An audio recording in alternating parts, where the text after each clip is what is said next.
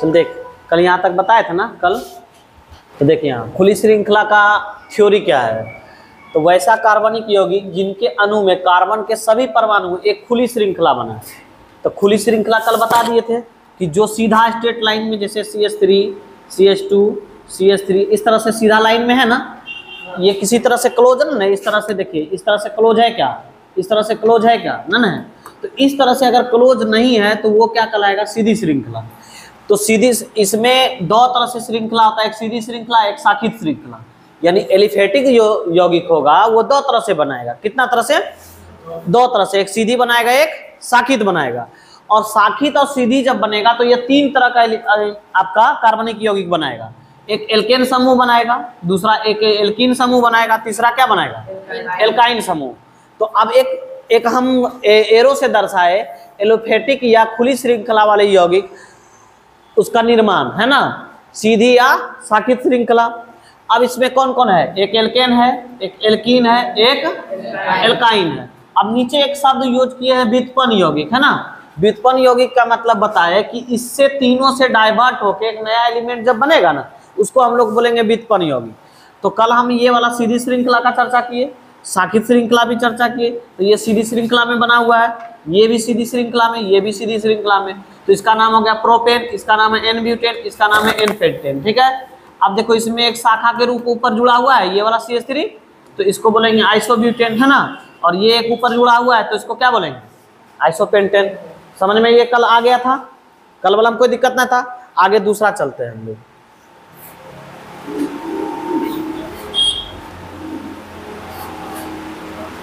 दूसरा पॉइंट क्या था, चक्रीय या बंद श्रृंखला, है ना। चक्रीय, चलो लिखो, चक्रीय या बंद श्रृंखला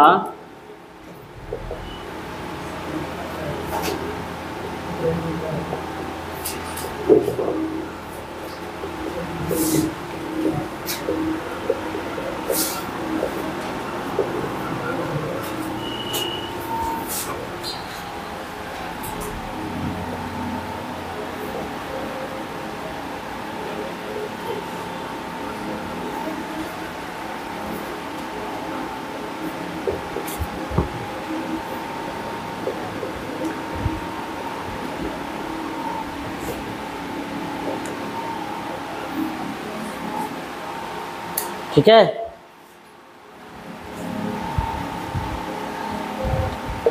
वैसा कार्बनिक यौगिक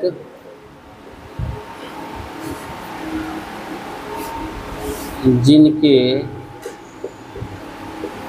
अणु में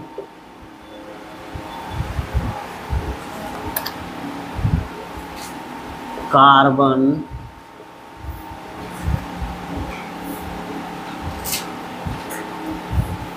परमाणुओं की एक या एक से अधिक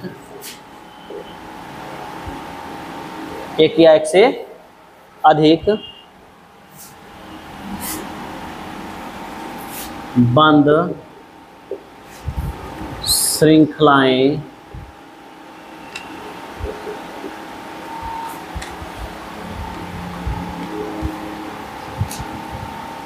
होती हो, ऐसे यौगिक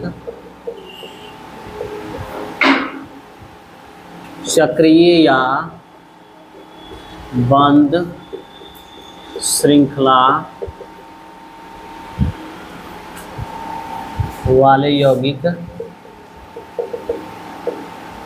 कहलाते हैं। ये थ्योरी हो गया इसका। अब इसमें एग्जाम्पल पहले समझते हैं, ठीक है। अब थोड़ा सा देखो इधर, कैसे इसका बंद श्रृंखला कैसे कहलाएगा। देख इधर, जैसे मान लीजिए हम यहाँ पे जैसे लेते हैं, ठीक है। एग्जाम्पल 1 पहले समझते हैं। यहाँ फिर CH2 लिख दिए, यहाँ भी CH2 लिख दिए, ठीक है। अब यहाँ CH2 लिख दिए, लिखे। अब यहाँ भी CH2 लिख, तो ये वाला जो बंद रेखा बनेगा तो इस प्रकार बनेगा, इस प्रकार बनेगा। हाँ, अब हम यहाँ पे लिखते हैं CH2, फिर यहाँ पे लिखते हैं CH2, यहाँ भी लिखते हैं CH2, यहाँ भी लिखते हैं CH2। अब इसका बंद रेखा इस प्रकार देखो बनेगा, हाँ ठीक है। तो ये बताओ चारों तरफ से ये बंद है तो कैसा श्रृंखला हुआ, बंद श्रृंखला नहीं हुआ।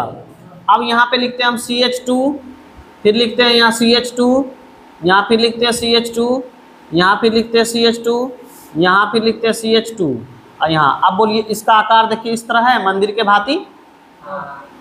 अब बोलो ये बंद श्रृंखला है चारों तरफ से। तो ऐसा श्रृंखला जिसमें बनेगा वो कौन सा श्रृंखला कहलाएगा, बंद श्रृंखला कहलाएगा। कोई दिक्कत इसमें, यानी चारों तरफ से यौगिक रहे लेकिन चारों तरफ से क्या रहे, वो क्लोज रहे यानी बंद रहे, तो बंद श्रृंखला कहलाएंगे। तो उसका थ्योरी क्या हो जाएगा, वैसा कार्बनिक यौगिक, हाँ चक्रीय भी कह सकते हैं। तो बंद श्रृंखला या चक्रीय श्रृंखला दोनों तो नाम एक ही है, इसका नाम खाली एक साइक्लिक या क्लोज। तो वैसा कार्बनिक यौगिक जिनके अणु में कार्बन परमाणुओं की एक या एक से अधिक बंद श्रृंखला हो, यानी एक या एक से अधिक ऐसा है ऐसा है ऐसा है, अलग अलग प्रकार का है, ठीक है। इन्वर्टर ऑफ करके चल गया था। अब समझ में इतना दूर आया, कोई दिक्कत इसमें। अभी इधर वाला मिटाएं, एक आ जल इधर मिटाए रे ये बोर्ड वाला। अब लिखते हैं चक्रीय यौगिक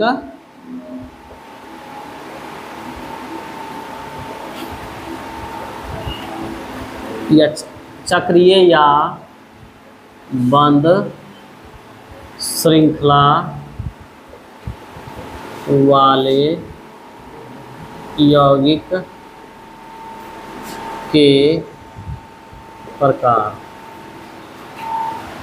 यानी अंग्रेजी इसका हो जाएगा टाइप्स ऑफ साइक्लिक और क्लोज्ड चेन कंपाउंड्स।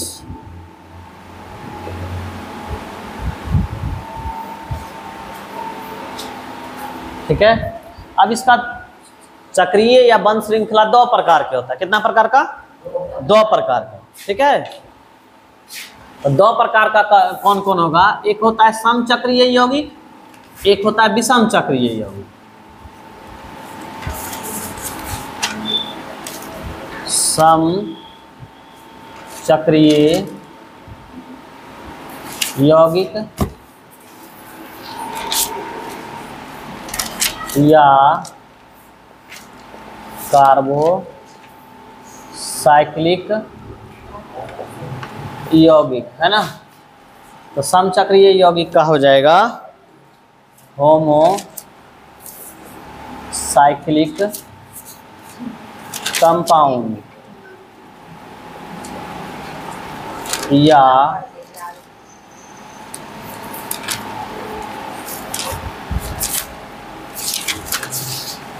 कार्बोसाइक्लिक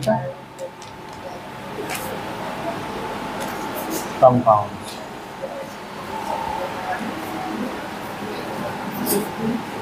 एक हो जाएगा विषम चक्रीय यौगिक।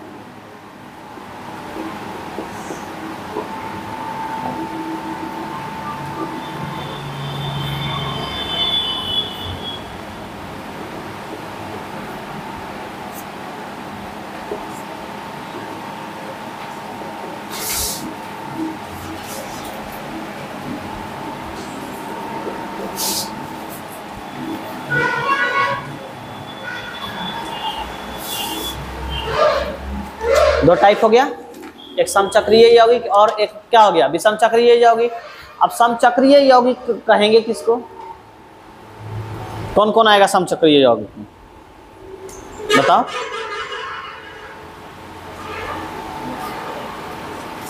कल बताए थे ना टाइप, उसमें टाइप खींच के बताए थे ना, नहीं बताए थे, समचक्रीय नहीं बताए थे, एलिसाइक्लिक और एरोमेटिक बताए थे ना।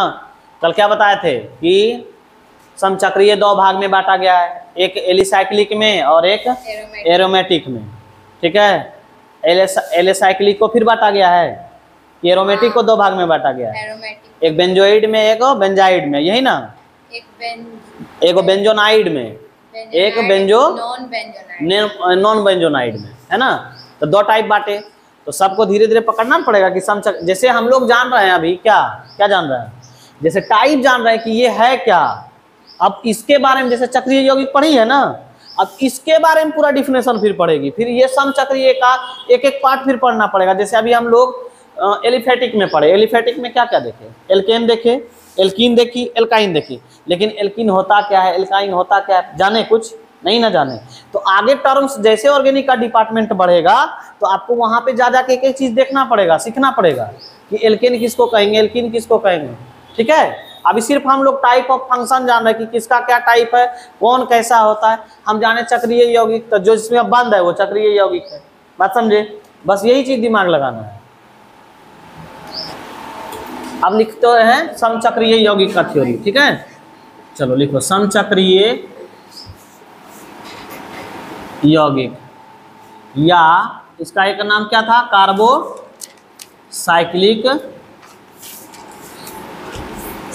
यौगिक।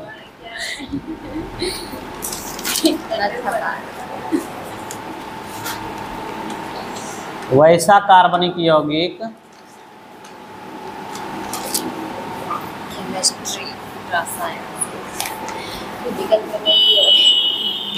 जिनके अणु में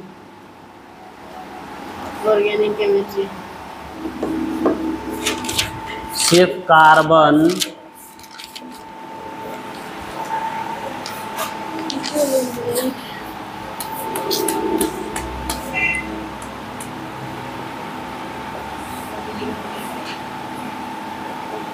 परमाणुओं का वलय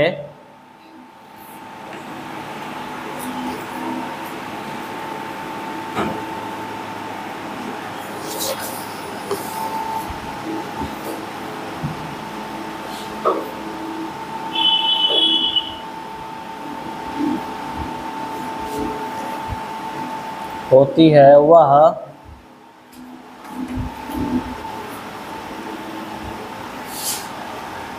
वह यौगिक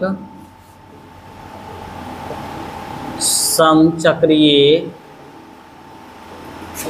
यौगिक या कार्बोसाइक्लिक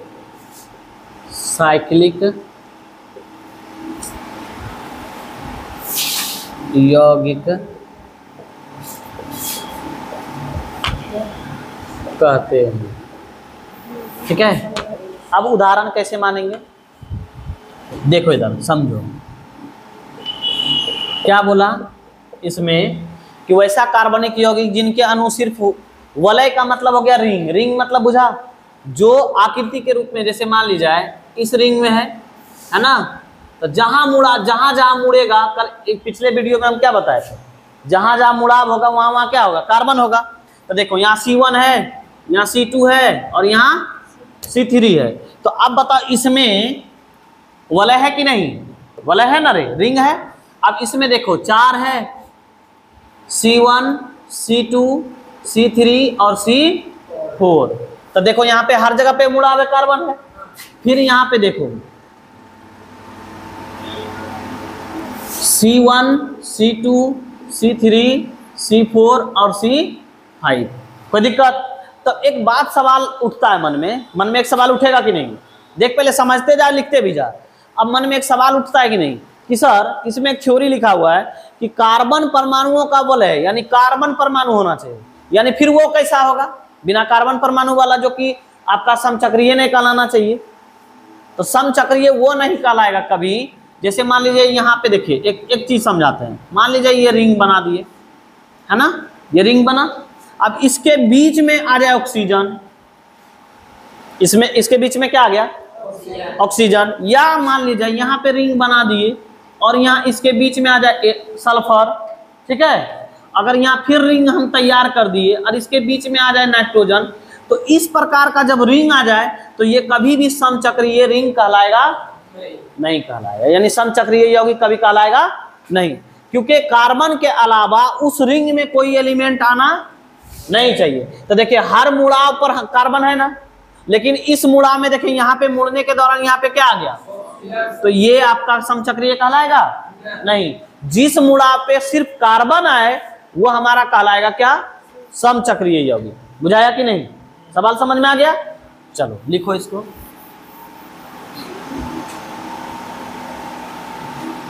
अब इसको भी आगे चल के बट गया समचक्रीय यौगिक को।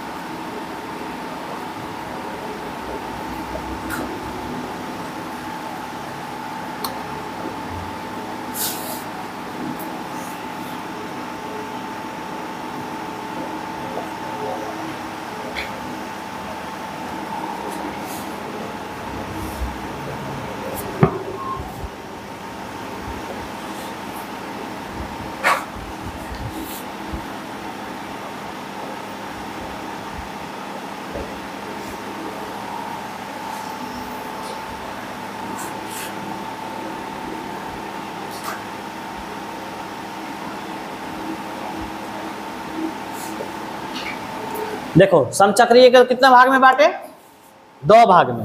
कौन कौन, एक एलिसाइक्लिक और एक एरोमेटिक, ठीक है।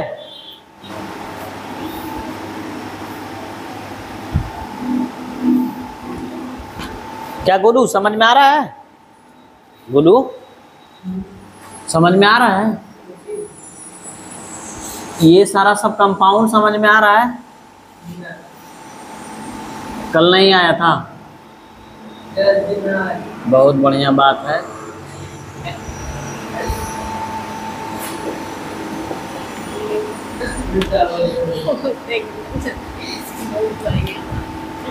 समझना जरूरी क्या, उसको बोला हम टाइम पास करने के लिए, मनोरंजन। देखो वैसे तो पढ़ाई भी खरीद सकते। क्या हुआ,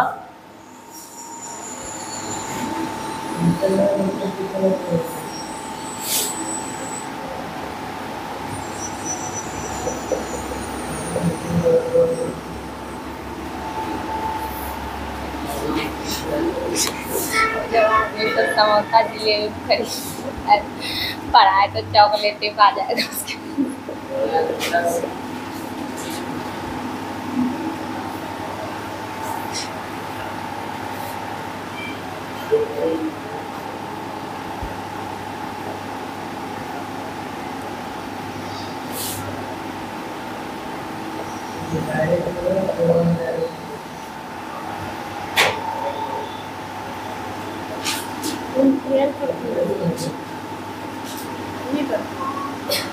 कॉपी खरीदे कहाँ पे किसी बनाते रहे, पागल है कि क्या करेंगे, वक्त में कितना काम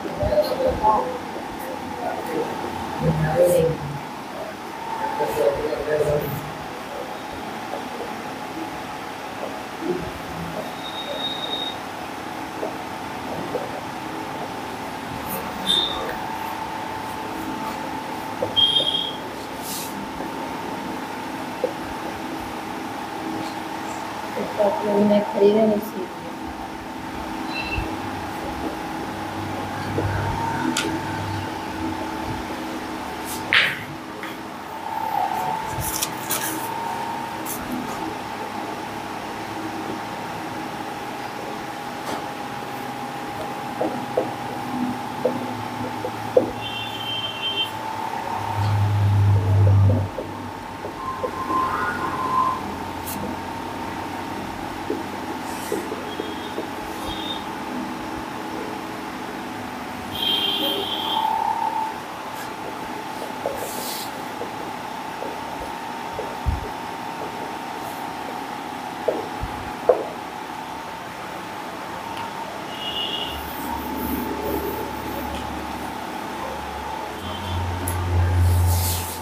लिखा गया, एलिसाइक्लिक लिखाया।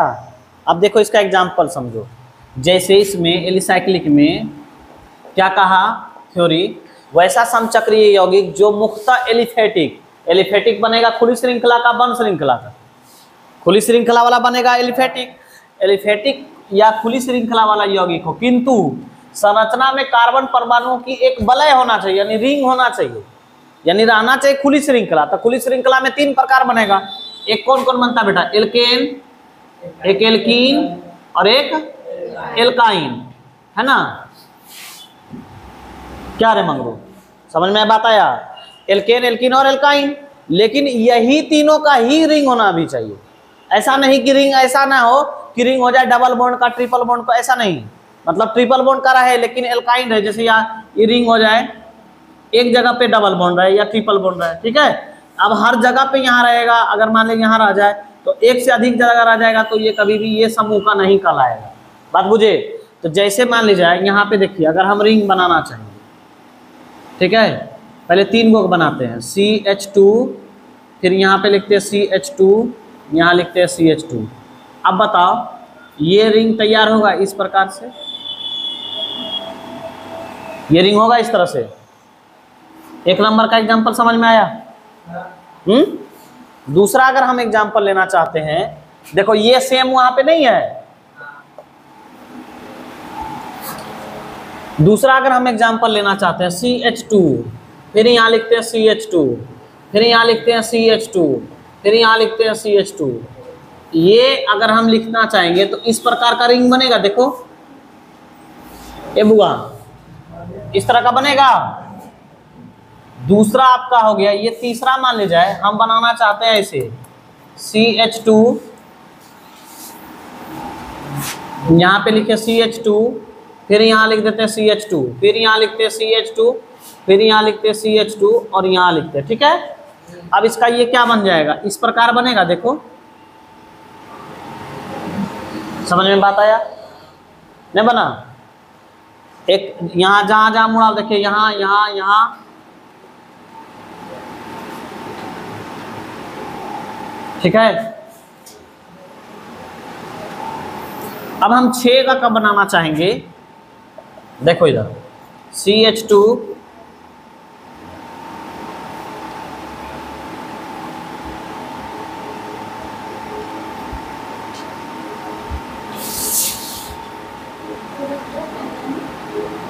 अब इसका रिंग देखो इस प्रकार बनेगा।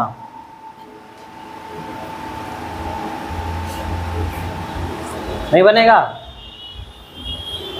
बना रिंग। अब तो पूछेगा, एक सवाल मन में आया कि सर इसमें तो सब जगह एकल बंधन है, डबल बंधन है क्या? नहीं है ना। तो डबल बंधन का भी एक चर्चा कर दें बेटा, इसको थ्योरी। अब मान लिया जाए डबल बॉन्ड का 1-2 एग्जाम्पल ले लेते हैं, ठीक है। यहाँ डबल बॉन्ड का एक ले ले। 5वां एग्जाम्पल, मान लीजिए यहाँ पे एक साइक्लिक बना है, यहाँ पे डबल बॉन्ड बना लेते हैं, CH2, CH दे दीजिए, या H आप पीछे दे के C दे दीजिए, डबल बॉन्ड और CH और यहाँ C। अब देखो यहाँ पे इसका इस प्रकार बनेगा, डबल बॉन्ड और यहाँ पे, ठीक है।